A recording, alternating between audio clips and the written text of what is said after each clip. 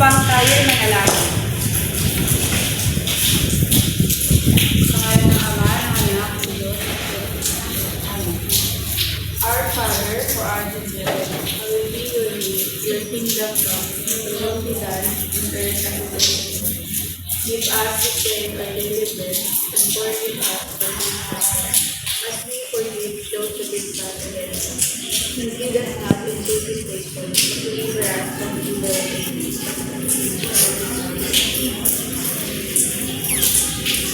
Magandang umaga mga bata.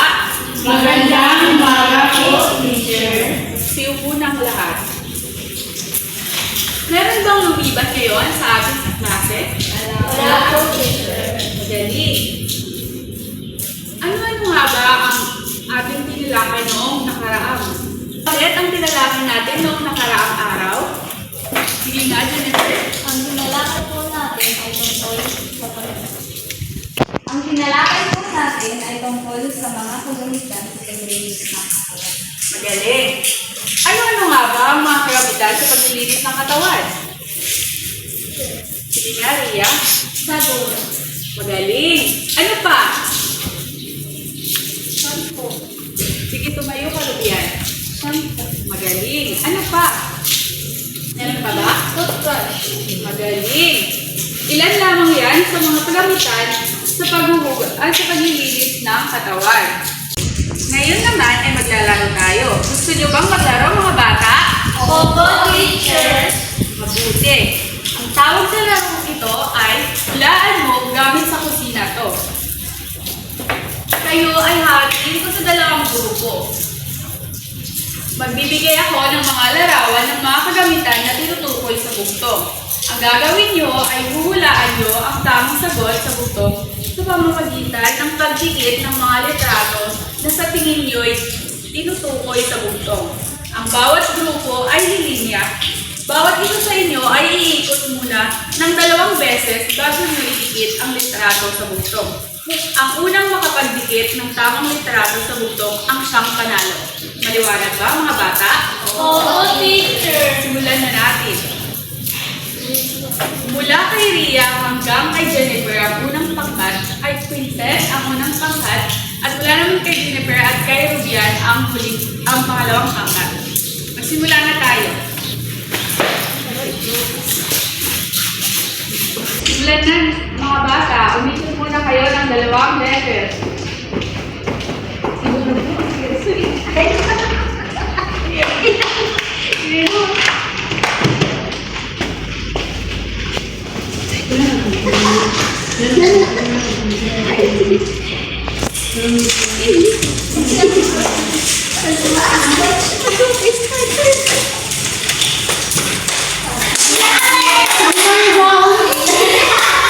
Ang nanalo ay ang pangalawang grupo.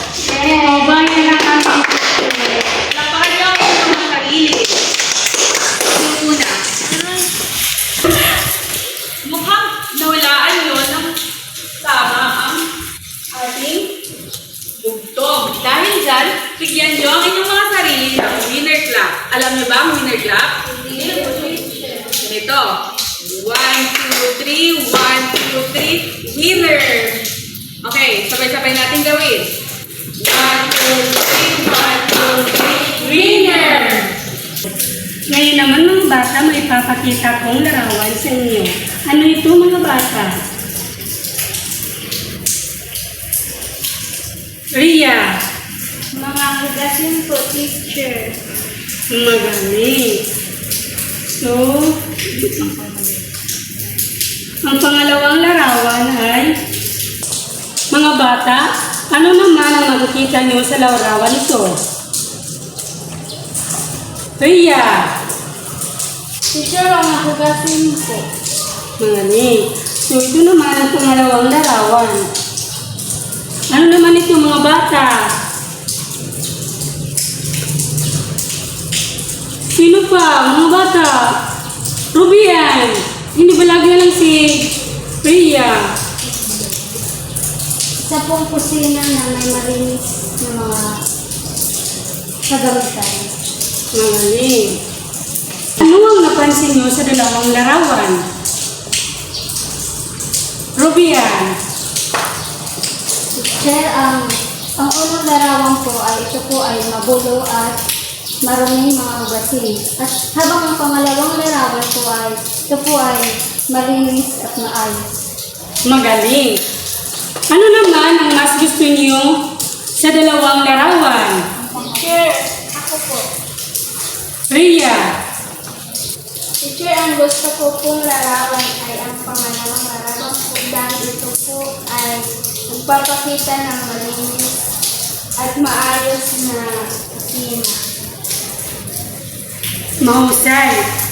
Paano naman ang unang larawan? Hindi niyo ba nagustuhan ang pinakita ko sa inyo? Opo, teacher. Jennifer. Opo, dahil po madumi at makalat po yan. Nasa unang larawan, kaya hindi po siya magandang tingnan. Mga hakbang sa wastong pagliligpit ng pinagkainan. Step 1. Ilagay sa lababo ang pinagkainan. Step 2. Punasan ang lamisa. Number 3. Walisin ang paligid.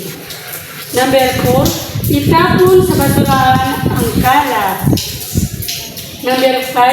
Hugasan ang mga plato at iba pang pinagkainan. Mga hakbang sa wastong paghuhugas ng pinagkainan. Number 1. Banlawan at tanggalan ng dumi ang mga plato. Number 2. Basahin ang sponge at lagyan ng sabon. Number 3. Sabunan ng mga plato, baso at mga kubyertos. Number 4. Banlawan ang mga plato, baso at mga kubyertos.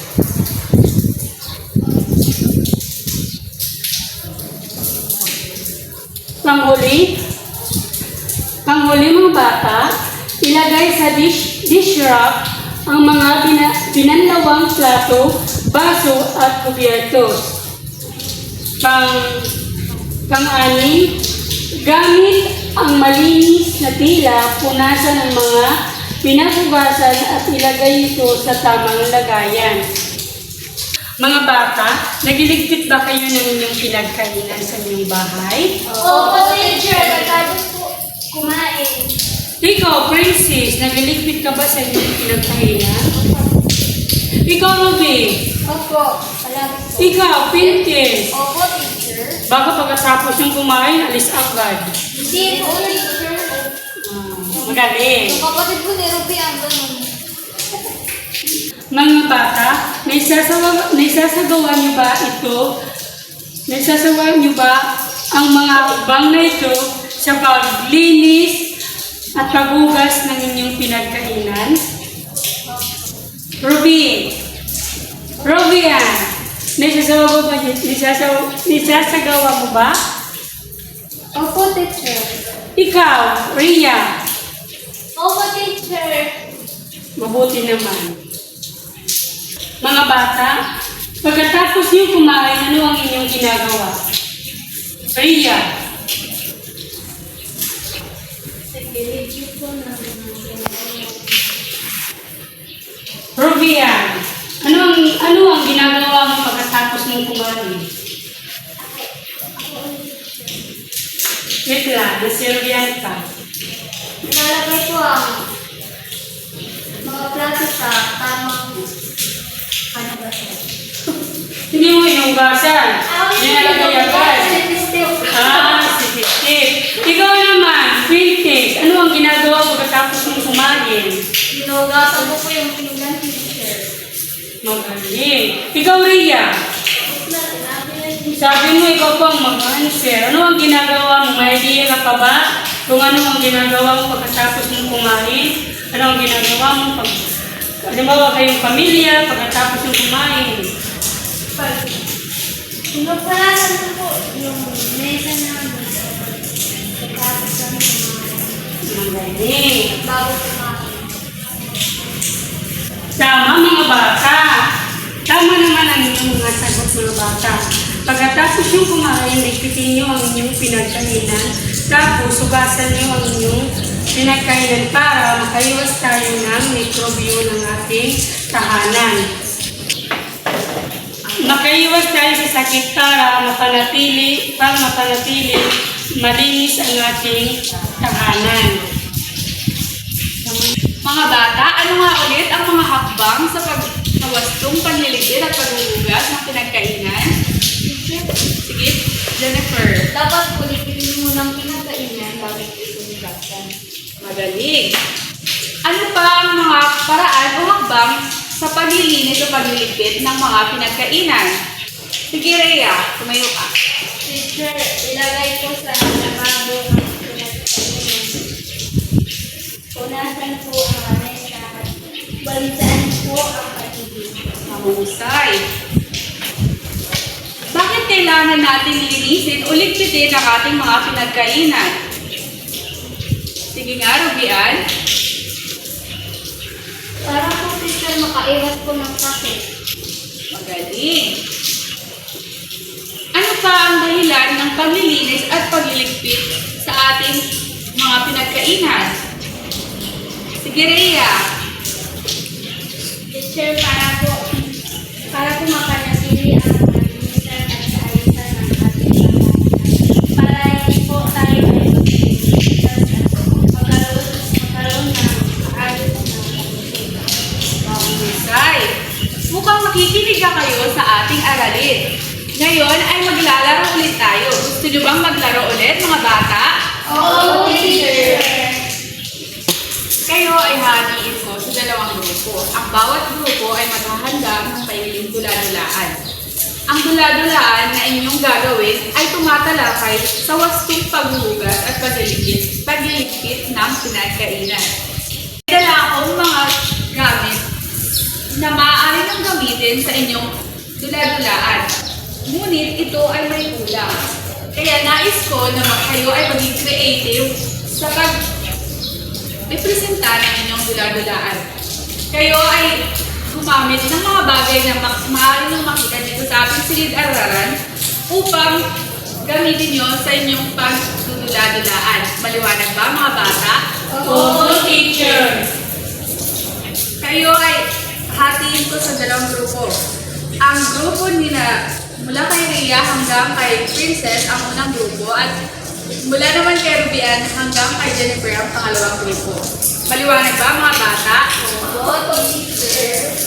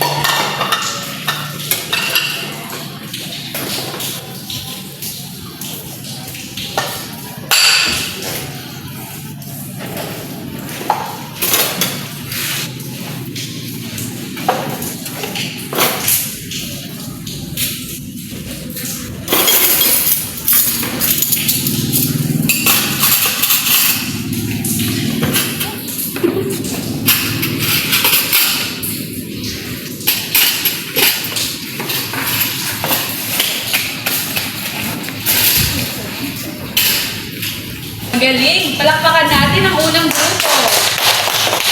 Ngayon naman, ang pangalawang grupo naman ang magpipresenta ng kanilang dula-dulaan. Punasan muna natin ang bamisa.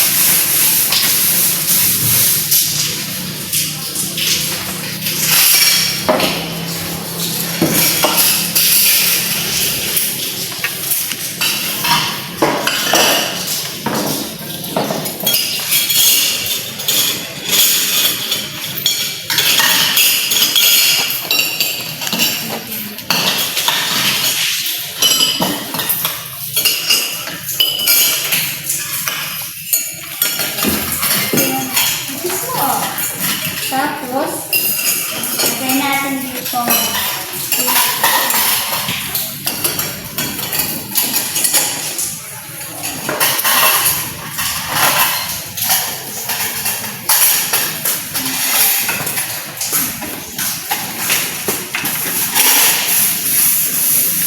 Ang una nating sasabunan ay ang mga baso dahil hindi ito gaano madumi. At katapos ay babanlawan natin isa-isa.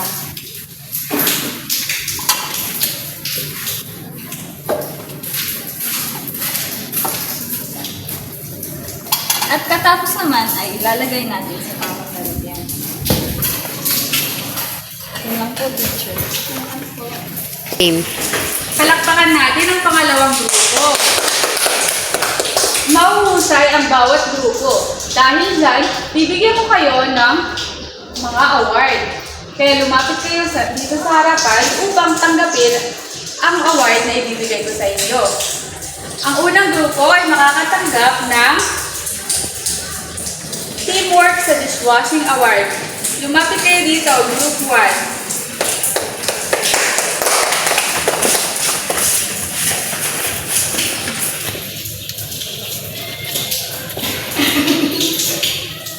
Ang pangalawang grupo naman ay makakatanggap ng Most Realistic Kusina Acting Award. Punta na kayo dito sa harapan.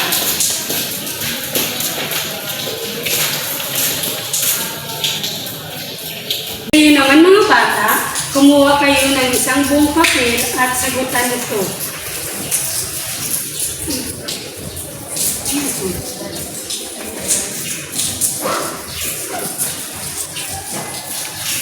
Paano to?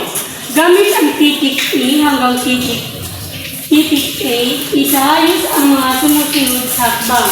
Ayon sa wastong pagkakasunod-sunod, ilagay sa taklang yung mga tamang sagot. Mga sagot. Sagutan ito. Tapos na po mga bata. Oo, teacher. Ipasa sa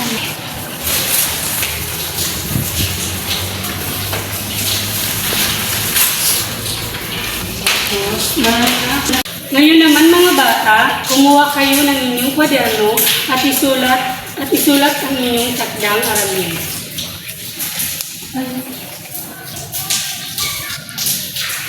Panuto.